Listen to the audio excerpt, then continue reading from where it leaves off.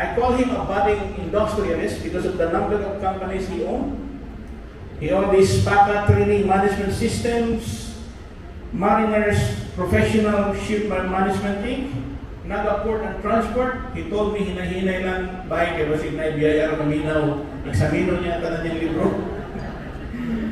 He graduated from University of Cebu, magna cum laude, with BSc and OTC. This is Bachelor of Science in Marine Transportation. And he's a board top-notcher in Master Mariner PRC Philippines Board.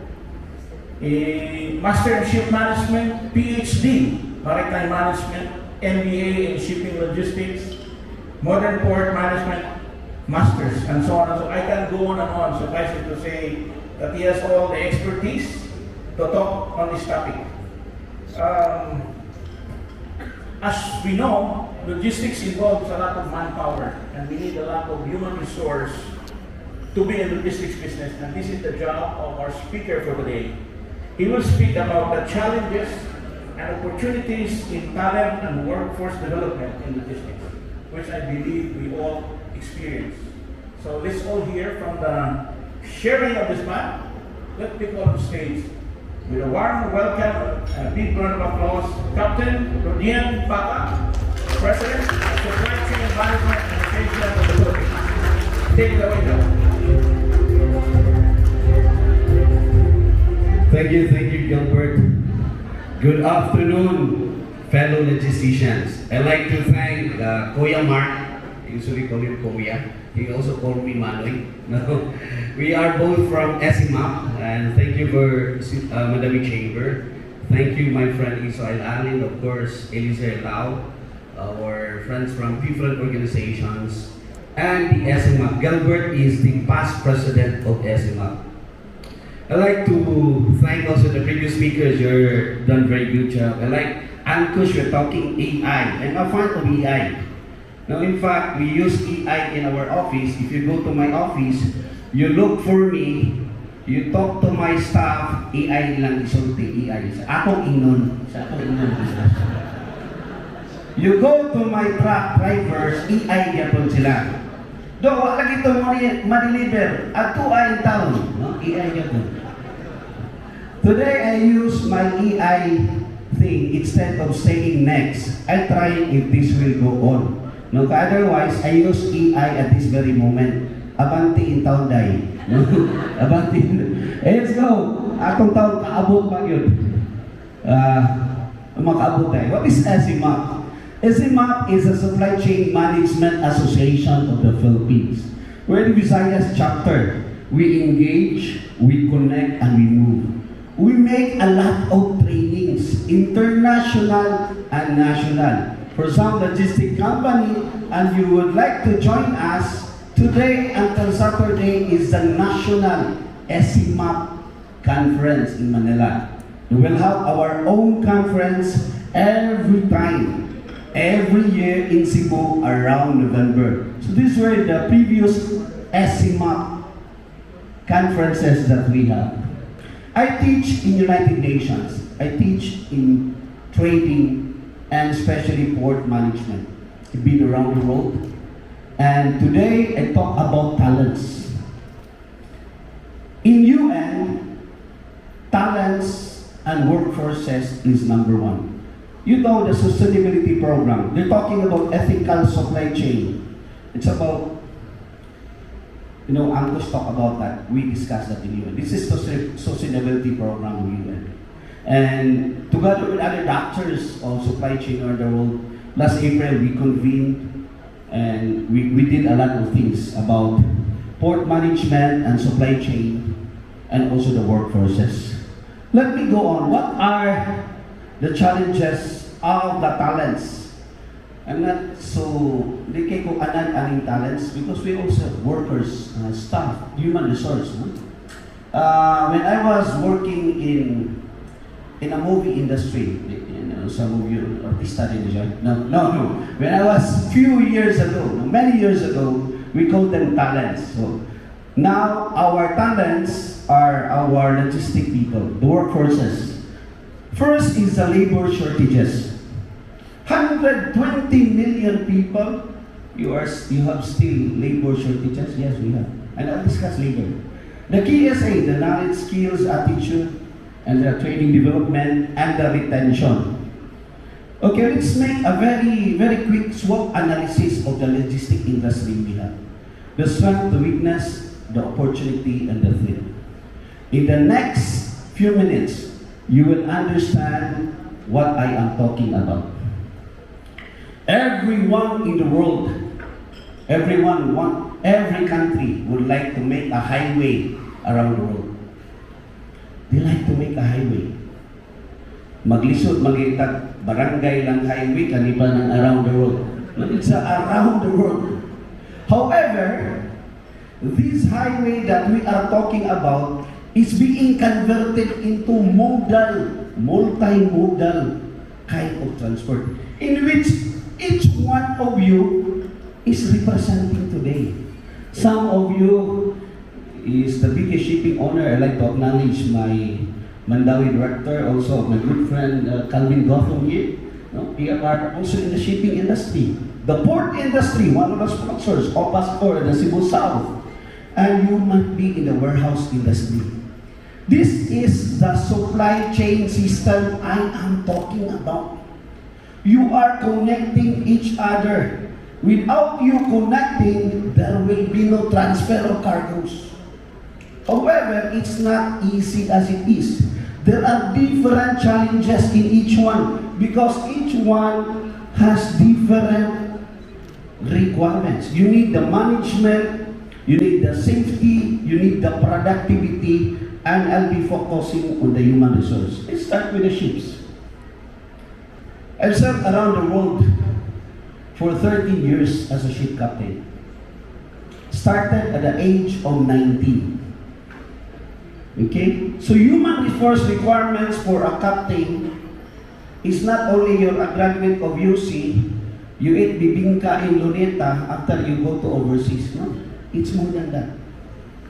It's about the requirements of licenses, 4 kinds of examinations before you'll be accepted, 4 kinds of licenses until you become a captain, and the tenacity to go on. It's a different challenge because what you can see as logisticians is the cargo only of the manufacturer up to the end point, which is not part of the drawing. Origin up to the end. But this is the middle. Why? Because on the middle, in the Pacific Ocean, for example, when I was first year as a captain, I have a ship at fire at the middle of the Pacific Ocean, while at the middle of a typhoon.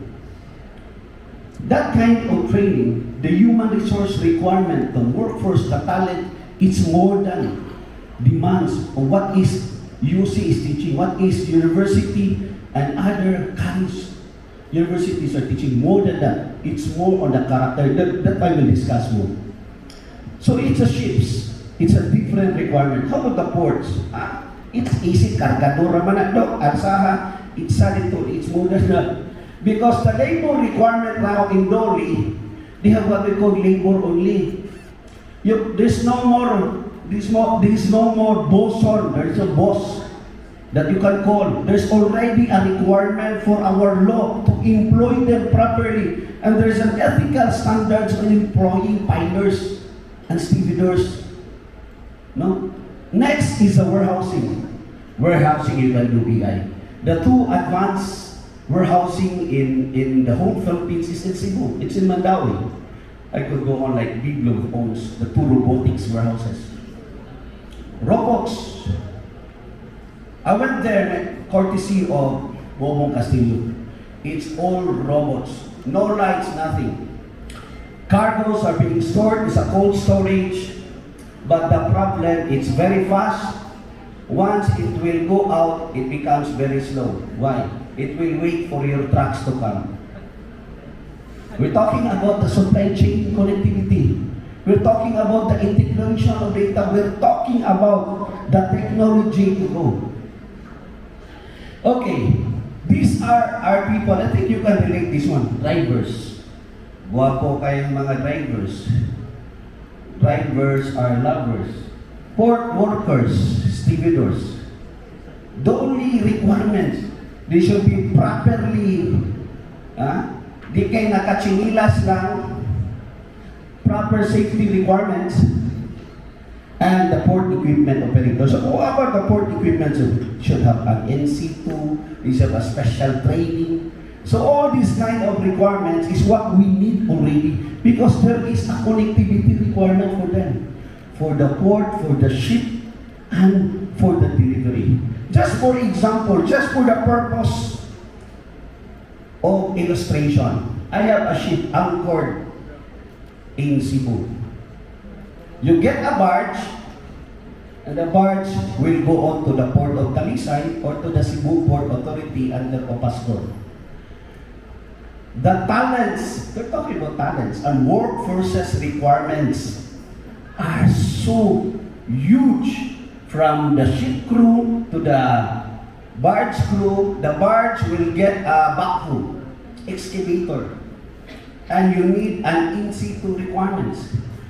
The barge has to be approved by the Coast Guard and it has to be properly inventoried. Until it will arrive at the port, the dump truck has to be inventoried again. So I'm talking about the various extremities of requirements from start to finish. This is a very, you can relate this one. Raw materials, production, tracking, budget, warehousing, until at the end of supply chain. It's easy for you and you will say, naabot na dito ang, yes. You can always ask. You know, I've been in business of supply chain, this kind of supply chain, for the past few years. When pandemic strike, we went down. You all know this one. Onya, I changed from supply chain to agribusiness. Nag-agribusiness na lang ako. Agri-agri na lang gusto kong asawa pag pandemic. Because this is the challenge that we have. Somebody asked me, why you are making 2 farms? This is a sustainability requirement. Maybe for logistician, you don't realize. Have you seen Anko's presentation? 1 truck is equivalent to how many trees? 200. Yeah, 70 trees. So I bought a farm in Sibunga with 583 mangoes. So that means I will cover only 3 trucks for that. If I have more than 100 trucks right now, I need more trees. They call it carbon credit. Our client is counting the number of trees I have in my farm. No kidding. They call it carbon credit. Okay, I just give you an illustration. From that barging that I have grown, I need people of 144 to bring the cargo until the warehouse of the client. What kind of people? From drivers, truck operators, to pilers, to safety officers, to supervisors. They have no degree that is the same. So like graduate or Bachelor of Science in Supply Chain, graduate or Bachelor in Piling in Warehouse. No. Because there's no course for that. We train our people. Logistician, we train our people. This is the KSC I'm talking about.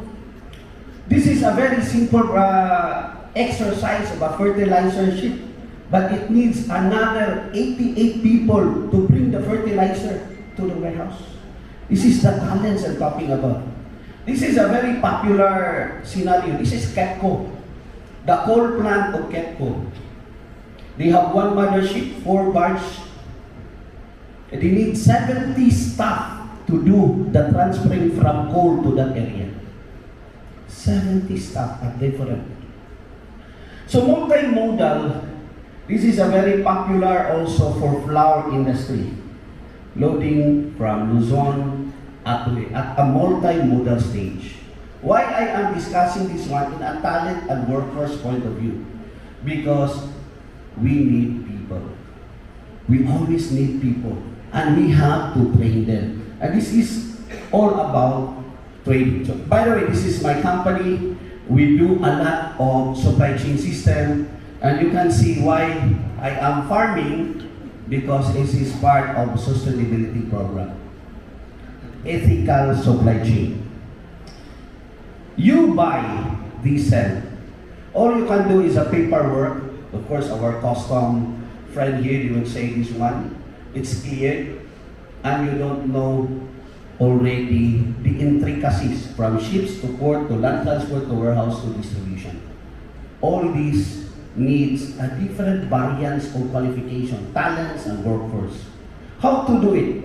I think everyone would agree to me that you have to train our own people. But training our people is very expensive.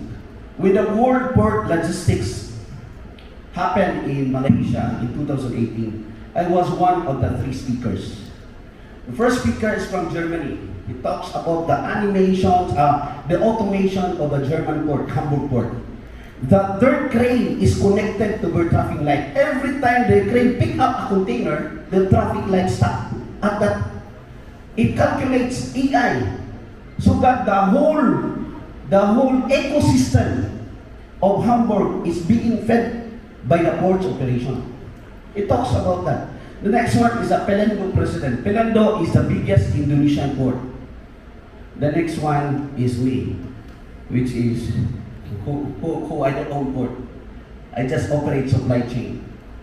I talk about not animations, but I talk about knowledge, skills, and attitude. How we impart knowledge, and how we impart skills, and how we impart attitude. What is attitude? I think you would say that your driver, kung birthday karon ini kaugma, the next day, I'll go here, they will be absent because they are lasing. Your pilot in the warehouse, your cargador is absent because it's fiesta today.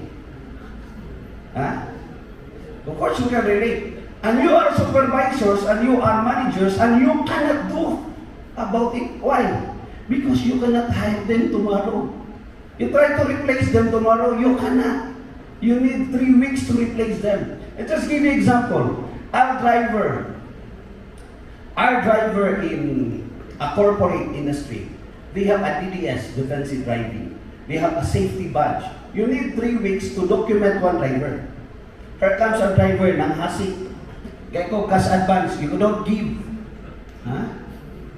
They will PI you. Masukok pa sa inyo. You cannot do anything. Why? Because you cannot get a replacement of driver tomorrow because you need 3 weeks. And that's a fact. Okay? So, anyhow, when I went to Malaysia and they talk about animation, I talk about this one. This is Philippines. We go to another port, we go around that. Very easy. They're talking about animation. This is our cargador with no safety helmets. So, now, I'm talking about this one. Labay-labay ni mong harina. Well, they're talking about animations already with AIs already. Why I'm talking that one? Because at the end of the day, we are interconnected. Europe cannot just be advanced and use AI, and also US, and leaving us behind. Because at the end of the day, the contract of forward of the cargo provider is from end to end. And you are calculating the challenges until the end point. This is Pasar Corporation. For 7 years, I'm running the whole logistics of Pasar. Okay? From the small ants, di na siya lumigas. Backhoe, piloder, and this is the whole thing of Pasar Corporation. More than 200 equipments and more than 200 people. How to coordinate the workforce? When I took over there, I give you a story. These are the team that I had. And that story I tell you is that I had to build up my workforce and talents. Nawagtangan si driver ang isability when I was there in 2015. I hired everybody, trained them from scratch. In 2015, I was a speaker of Epic Summit. I'm talking about connectivity.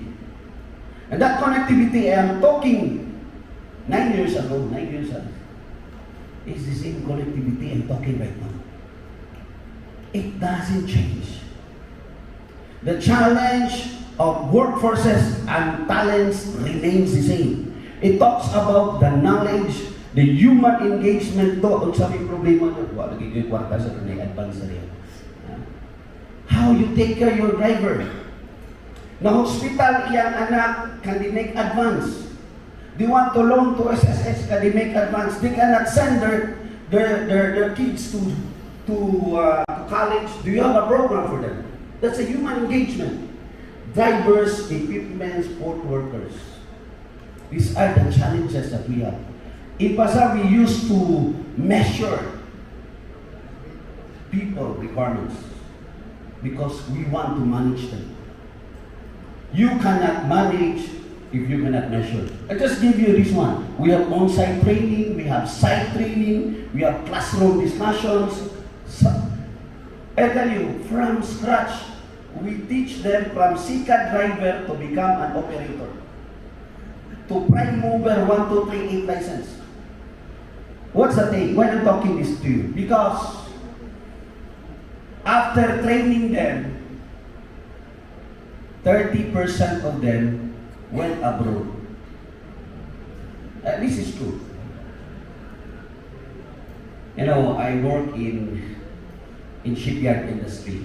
We train welders, hundreds and thousands of them. After 6 months of working in our shipbuilding industry, they want to transfer to KPL Singapore. Economics. We're paying them 15,000, KPL is paying them 60,000. Rule of math, very simple.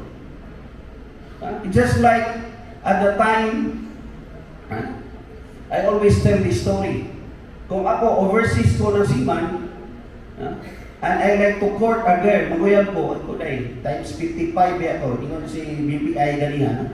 Kaya $1, 55 ba naisiman, taga Inter-Island, times piso na taon na day. It's a different story. Okay, so we use on-site trainings, we have type 3 classrooms. The human engagement is there. We give them the knowledge, we give them the skill, and we impart the attitude. And hoping they will not transfer. Sir gave us a very long contract because we manage their people. It's not a manpower contract, but it's a management responsibility for people. We take care of them, we guarantee them. We guarantee their attitude as well. Okay, so that's a story. But the problem is to retain and to hold. I thought ko biya iday. How you can retain and hold them? Can we retain and hold them? No? That's the question. If the economics already differs around few thousands of pesos, abroad ka, dala po. Kari local, inihap niya. Kari times 55. The difference, they would say, sir, sorry, I will go. You know what the answer? I am happy for you. I am happy for you. You know, in Seaman, I used to be vice president of a shipping company with 50 ships in Japan.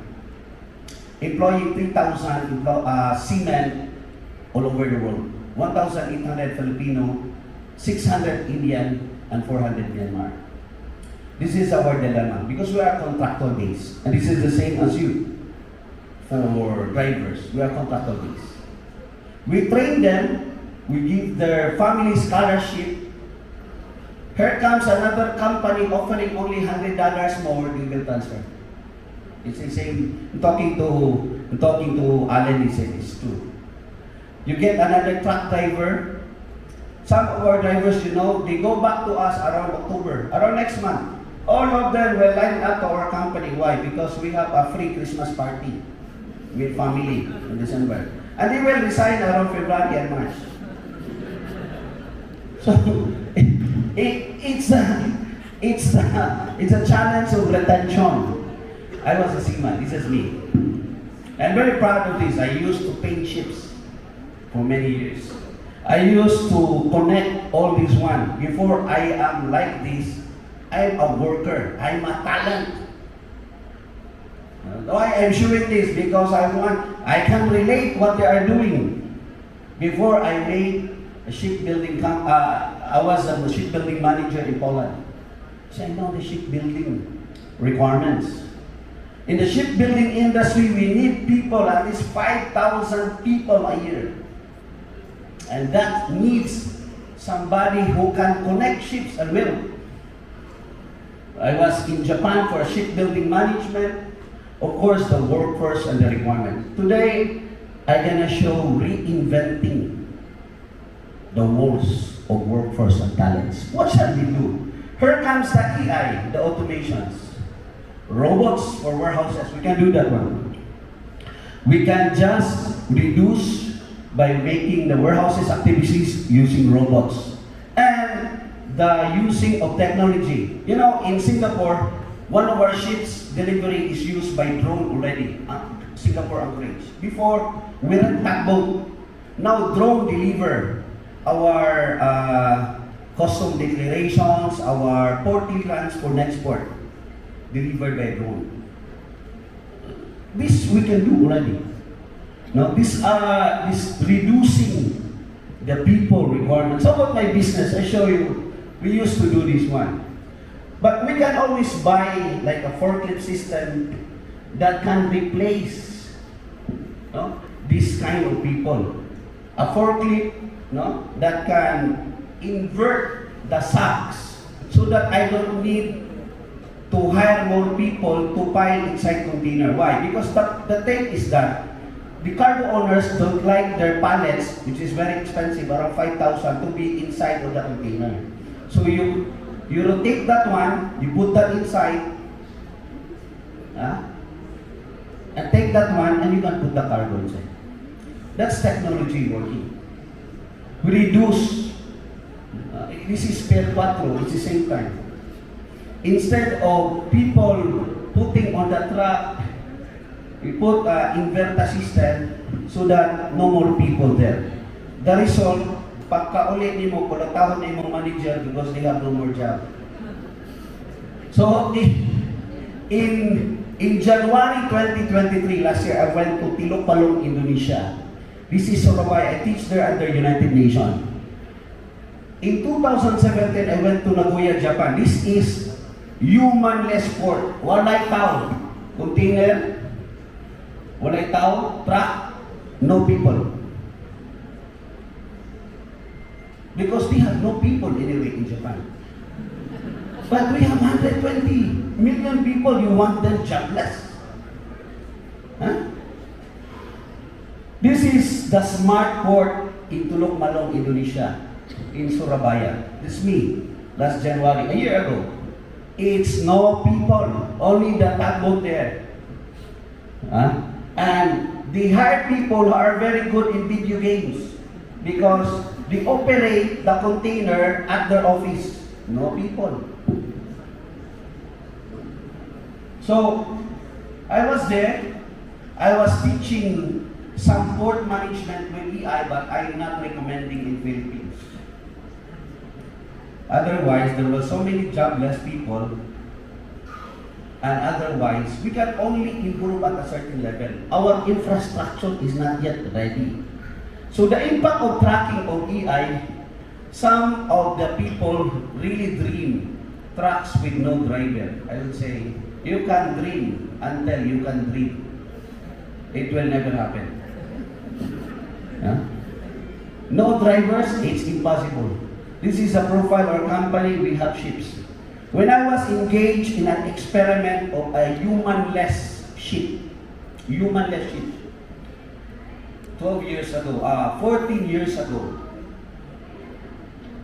it's impossible. We can run the ship from Alabama to Korea with no people. Yes. At a perfect weather and no storm.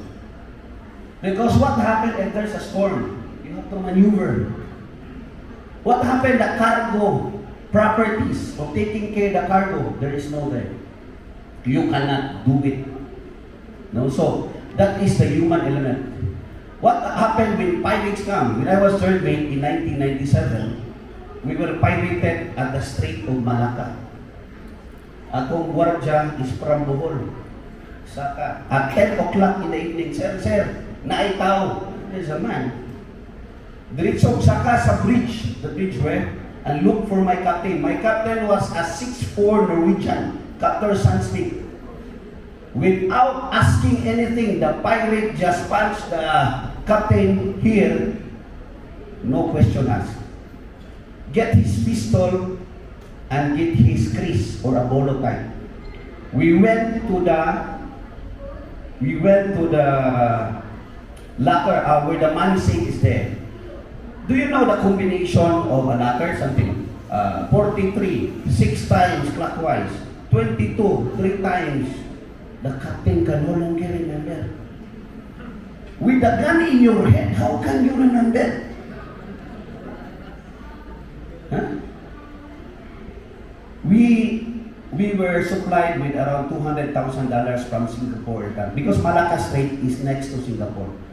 At that time, there is not yet a pirate like what we have right now. Before, the pirate is a robber.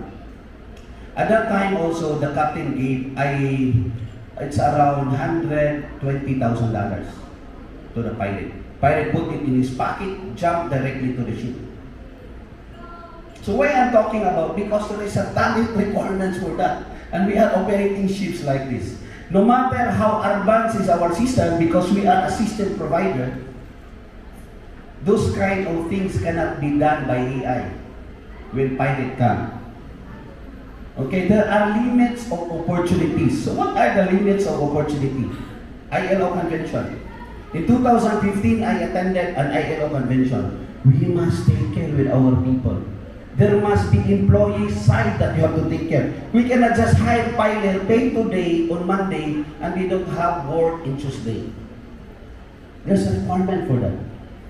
Human dignity. You must invest for human dignity. You don't want your people to be working like that all the time. Of course, they are talents and their workforces. We in our industry, we have different requirements. And the problem is the procurement. It's getting expensive. You know, I am a member of a team that is studying right now on the Pasig River, Manila Bay, and Laguna Lake ferry system. In my designs, I designed 86 ships, all electrical ships for Pasig River. This is under EY. She's the boss from Singapore, but I'm doing all the technical designs for Pasig River.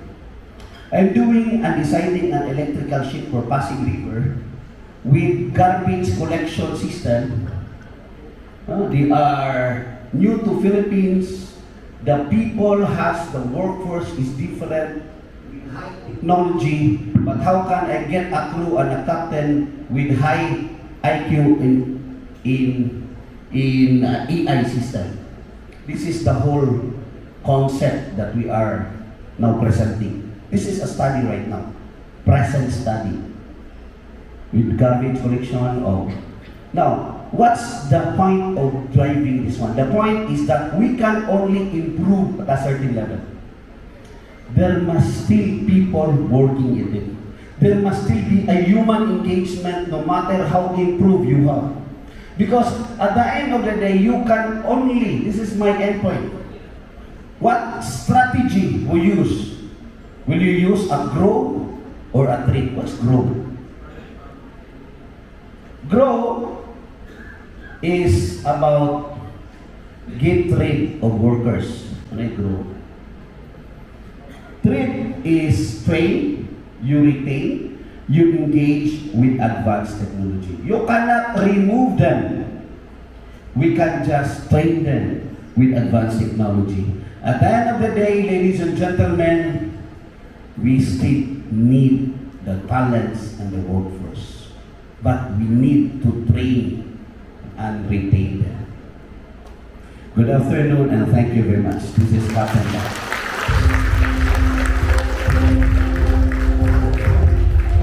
Yeah. Good afternoon. We're almost at the concluding part. So, as I've said, this is now the question and answer portion of the three speakers. Any one of you who has questions for our distinguished speakers from AI, from the workforce, and from the Bureau of Customs, please get hold of the mic and raise your questions. Again, from the Truckers Association or from the customs brokers or from any companies around here. Okay, while you're still framing up your questions, let me, with your kind indulgence, ask the questions to our speakers. All right, to the Bureau of Customs. Sir, thank you for your elaborate illustration of the SOPs of the Bureau of Customs. You mentioned about e-truck. I suppose that the technology involved in the Bureau of Customs. Yes, sir. Yeah. So my question is, under the present circumstances, is that the perfect system for us? Is that, or is there something that needs to be improved, that can still be improved in our BOC process? It's not a perfect system, sir, but it can be improved, especially in the AI. Now, kasi there's a human element in installing and when you remove it, and then the tracking of the GPS system while it's on the container trucks. It's been supervised by our personnel. So it can be improved. It's not a perfect system. Okay, yes, the reason I'm asking it because I've we learned about this customs procedure in other countries. That it's not, there's no touch of human hand, there's no more human interaction. Everything is processed without human interaction because, as what they say, there's always a temptation in human interaction. Are we on that track already, or what still needs to be done to be at par with other countries when it comes to customs practices? Yes, sir. Now there has been a move in the Department of Finance, which is the supervisory department of the Bureau of Customs, to have a transparent system that from the origin of the country of origin, the invoice will be sent to the Bureau of Customs from end to end. So we can eliminate the human prerogative or intervention on our assessment people so that we can minimize at least the corruption side of the Bureau of Customs. Well, that's good to hear, Attorney Patriarca. How far are we from implementing that system? In a scale of 1 to 10, what's your rating? Maybe it's on the 1 to 10 as a 2 pa lang because it's still on the brainstorming, but there's been a move now in the Department of Finance. We are being consulted now for the implementation. So hopefully, before the term of BBM will expire, we can implement that. So in the meantime, we're using the system that you are Yes. presenting. Yes. And that's the best under the circumstances that we can do. Yes. Thank you, Attorney. Any questions from the audience again? Yes, the gentleman in white. Hi, good afternoon. My name is John Amores from NERS. This question is for Captain Rodin. So you mentioned a while ago about KSA, knowledge, skills, and attitude, and also retaining people. So my question for you today is basically your opinion. Which for you is the most important out of the three?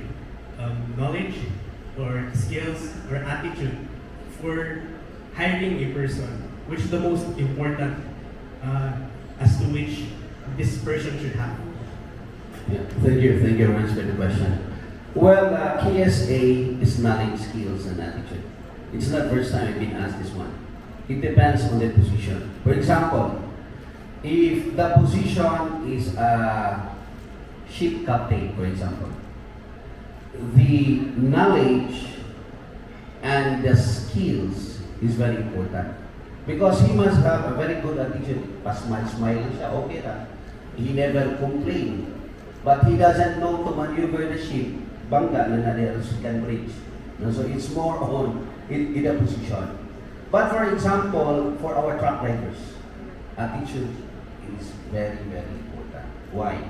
You won't call them, where are you? Sir, I'm still delivering the cargos. Pero ang background, karaoke. Nag-karaoke na pala doon sa doon. They are delivering cargos pero nag-karaoke sa Bourbon. Where we are supplying. So, it talks about attitude is very important for that.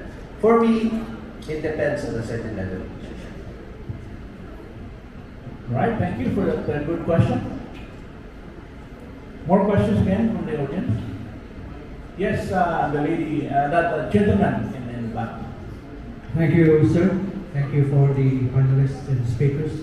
We really appreciate that we acquire knowledge from the speakers this morning and this afternoon, and we really have a advanced information.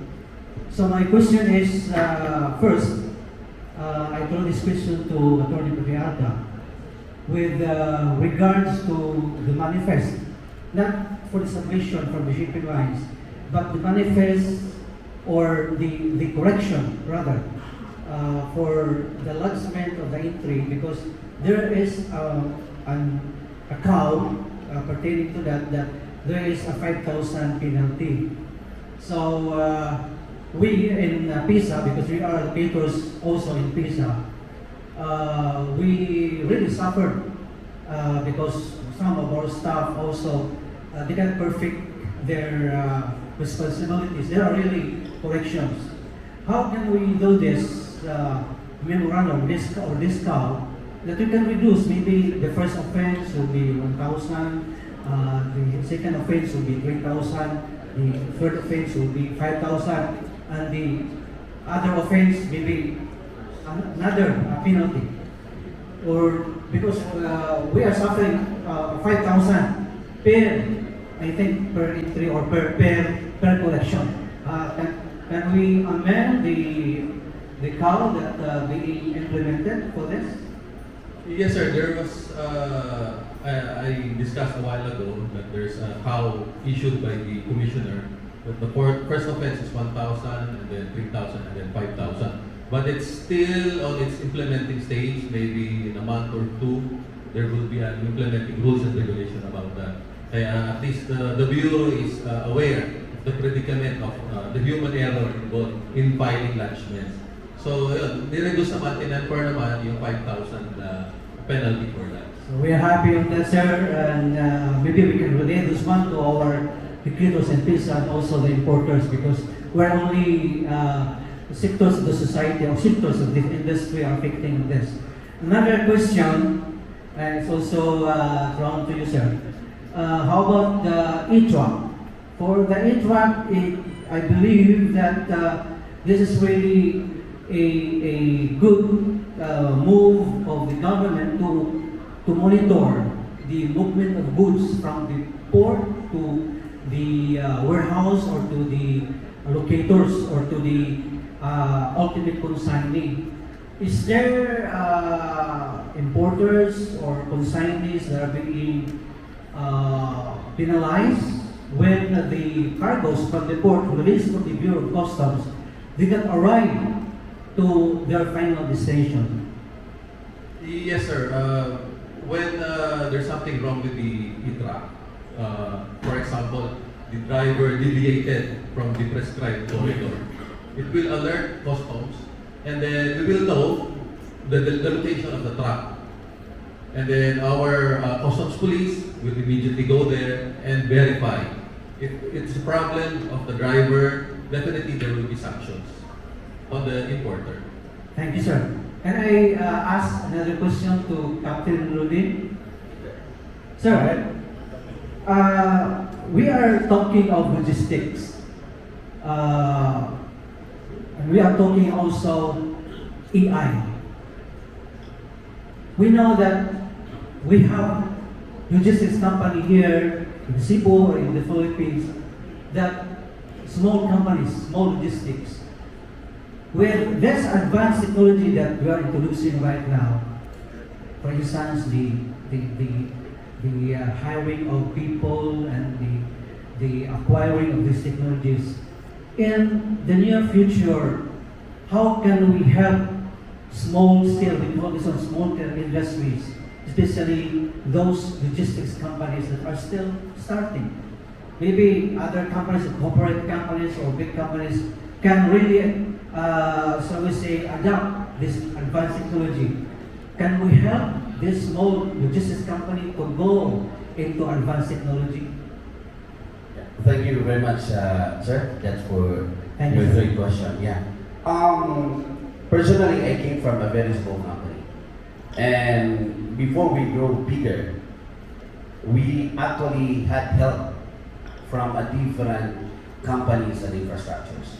All I can say for the small operators, let's say you have trucks of less than 10, you cannot just afford to buy a call center with monitoring the whole 10 trucks.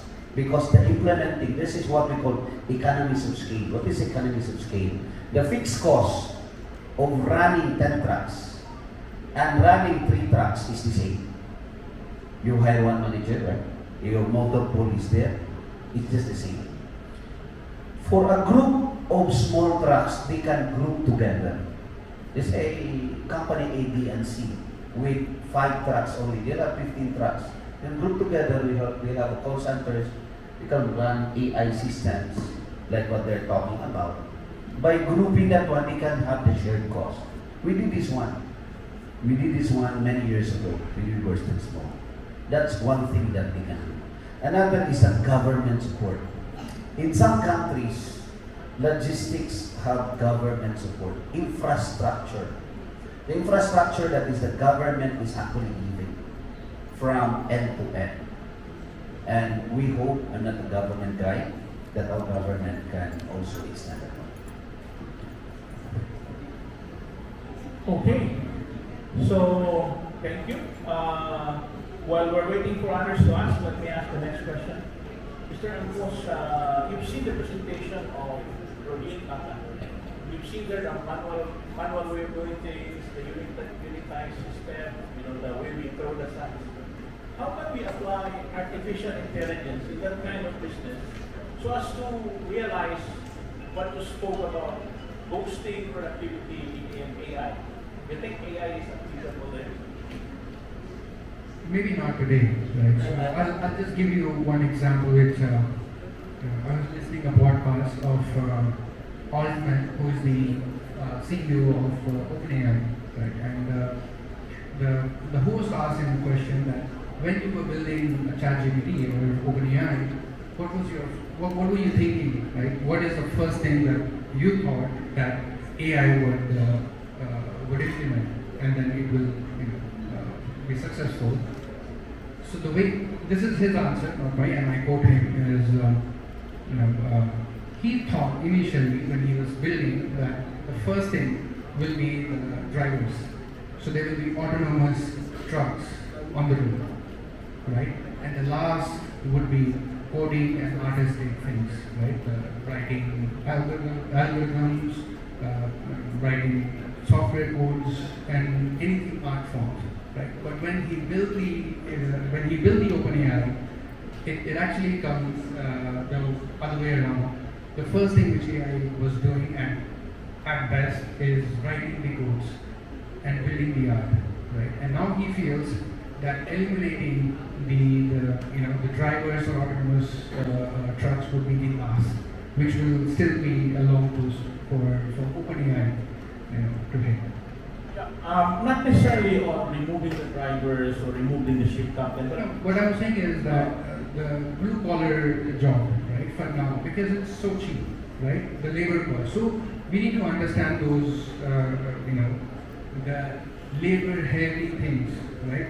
The only way you can do is adding the equipments, which are expensive, right? So now I have, thanks to BFI, so we visited a facility here, Big Blue. I don't know if you have got a chance to visit that facility.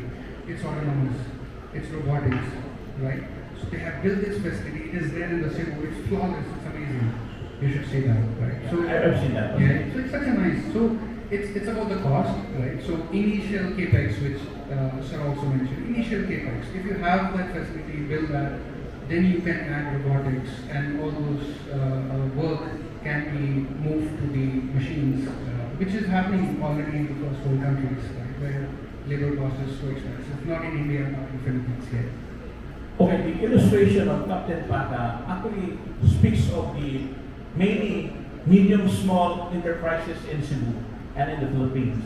And you were telling me about the cost of AI. So are you saying that the AI as of now is not yet applicable to SMEs because of the cost involved. No, what I'm saying is what Sir was also mentioning, right? The minimum cost is the same. You use it for 3 trucks or use it for 20 trucks or 100 trucks.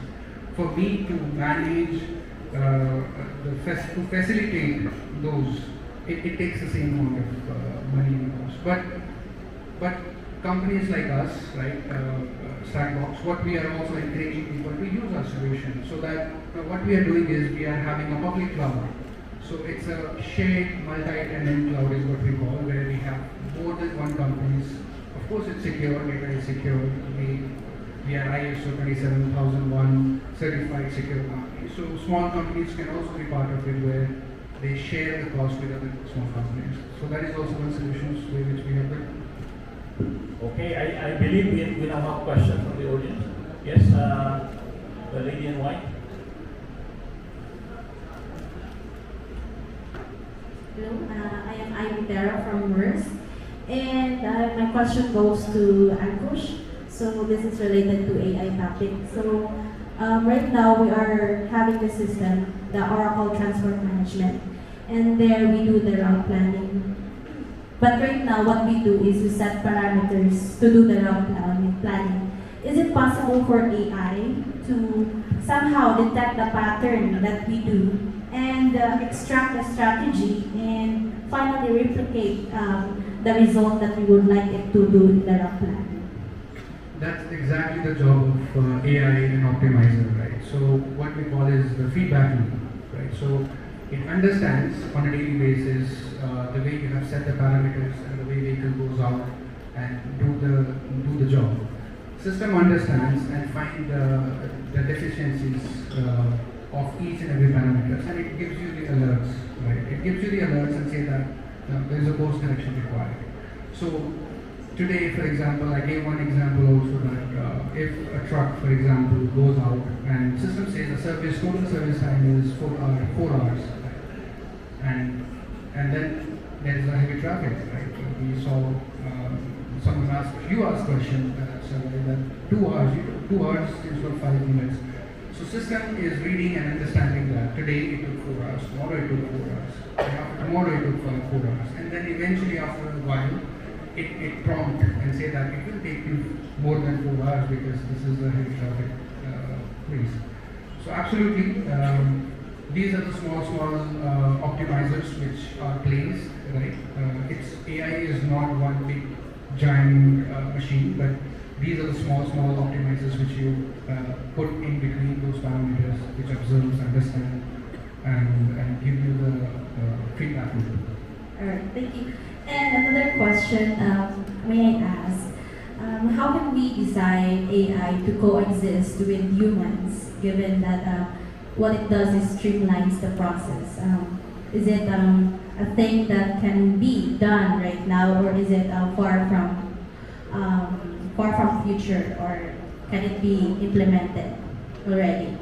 It's slowly building, right? If we take example of ChatGPT, I'm sure you're using it, right? A lot of us are using it. It's only ChatGPT 4.0 they have released. Imagine what will happen in ChatGPT 25, right? And it's not from 10 years from now. It's going to happen soon, right? So there are capabilities, right, which AI brings in, and it will coexist with us, right? So we will adopt the new solution, the new ways of working.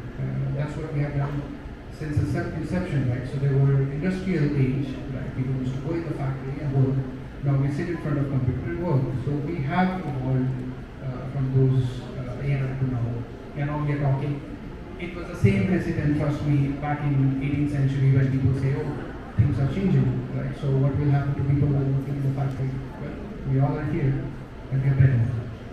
Yes, and I do agree with that also. So, and my final question is, with the current archipelagic island of the Philippines, how can AI solutions be implemented in remote areas where there are limited connections or on the internet?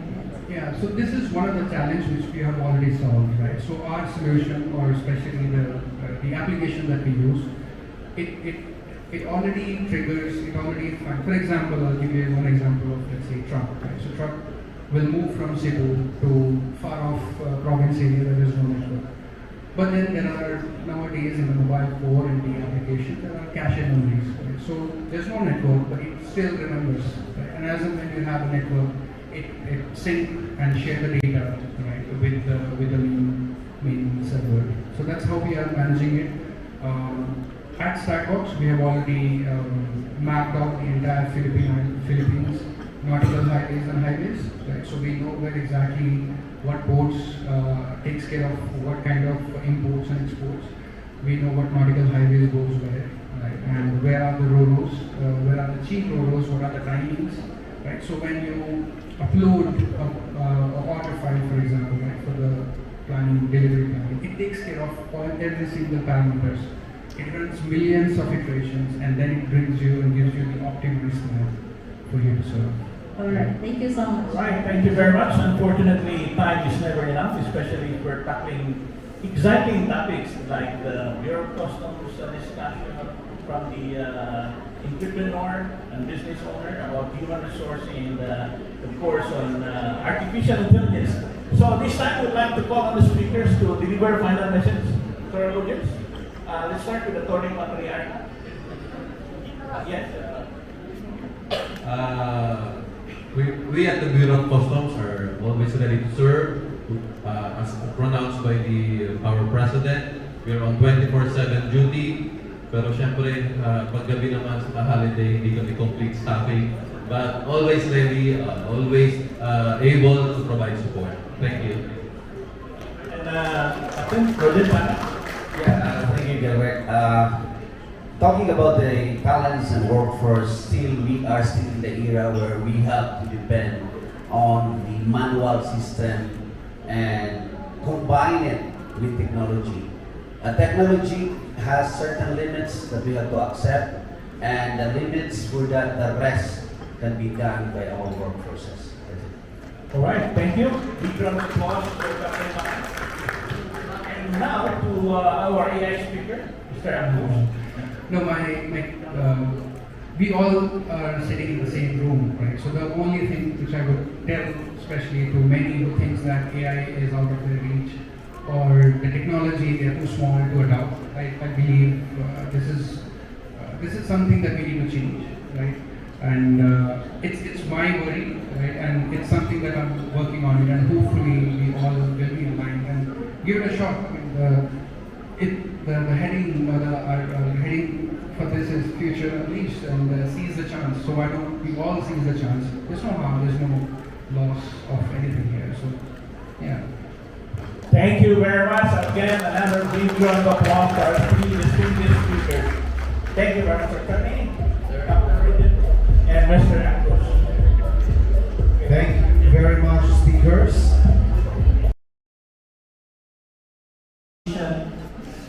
Is given to Mr. Glenn Galario, Regional Director of Land Transportation Office, for sharing his knowledge and expertise as resource speaker on the topic New Policies in Public Transportation and its Logistics Impact. During the Logistics Conference held last September 12, 2024 at Waterworld Hotel, Cebu, Mandaue City, given this 12th day of September 2024, signed by yours truly, Mandaue Chamber of Commerce and Industry President, Visayan Unified Travelers Association President Mr. Israel Allen, and Chamber of Customs Brokers Cebu President Mr. Elijah Ram.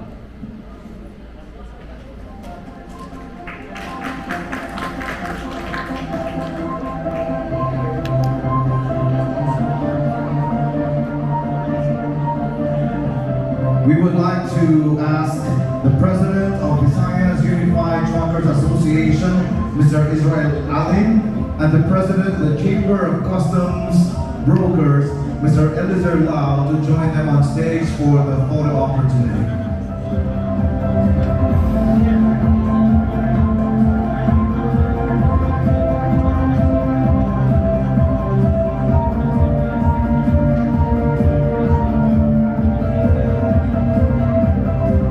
Thank you very much, speakers and our distinguished guests, as well as our